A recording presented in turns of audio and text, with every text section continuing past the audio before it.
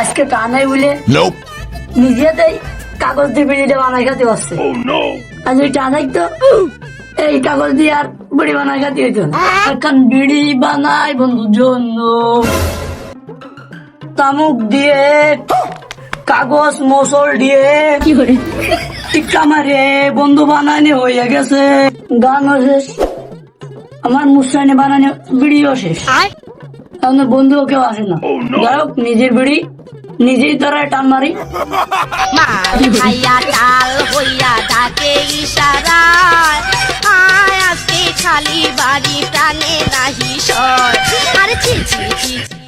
যাই হোক, বিড়িটা টানে খুব দেহের মধ্যে একটু শান্তি পাচ্ছে, কারণ নিজে হাতে বিড়ি বানাই না তো। আসলে তামুক তুমুক একটু বেশি করে দিদি, কোম্পানি ওয়ালারা বাড়া কি বানায় খাইও মজা নেই, তাইও মজা নেই। আমার এই যে বিড়ি এবার নিজের হাতে বানানি বিড়ি খুব স্বাদ লাগতেছে।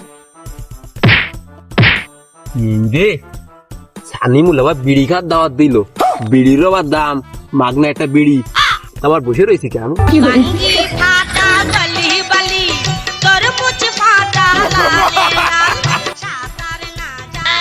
বাহ, একটু তাড়াতাড়ি আইলাম বলে তুই খুলি পাইছিস।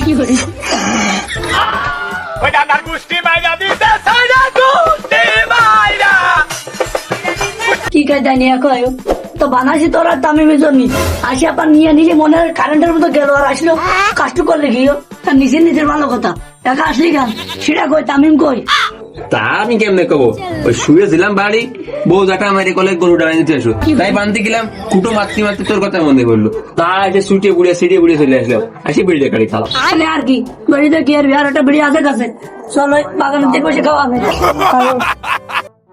A few moments later. যাই হোক, রোজার মাস সামনে, কোনো আজে বাজে পোলা বাড়িতে মিশা যাবে না। अच्छा, সারাদিন বদ রয়ে চলাফেরা করতে, ठीक है। নামাজ পাঁচ ওয়াক্ত হইতে হবে, সাথে ইবাদত করতে হবে। আউল ফাউল পোলা বাড়ির সাথে মিশলি শুধু বিড়ি খাত দাওয়াত দেবে। বিড়িখোর বন্ধুদের সাথে রোজার মাসে মনে মিশা যাবে। নিজের আমি রোজার জন্য খুব প্রস্তুত করতে হবে।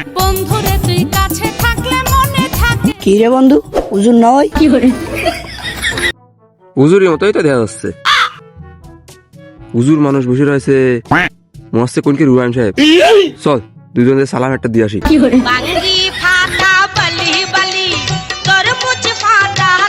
আসসালামু আলাইকুম। ওয়ালাইকুম আসসালাম। আমি পারি না আর পারি না। কি রে তোর কি গেটাবে? ও কি বেশ ধরেছিল তামিম? নাটক কম করো বন্ধু, সামনে রোজার মাস, তার মনে করো আমি ইমানের হালাতে ফিরে আইছি, দেহের ভিতর আল্লাহর ভয় নিয়ে আইছি, আমি আর পাঁচ ওয়াক্ত নামাজ পড়ি। ठीक है। তো তোমাদের সাথে আমি এখন আর বেশি টাইম দেবো না, বিড়ি খাবো না, এখন থেকে আমি ভদ্র হয়ে চলবো। শালা শালা বাবা ছাড় দে, মারি মারি ফেলাম বাবা। তুই বিড়ি খাওয়া শিখাইছিস বাবা আমারে কি করে?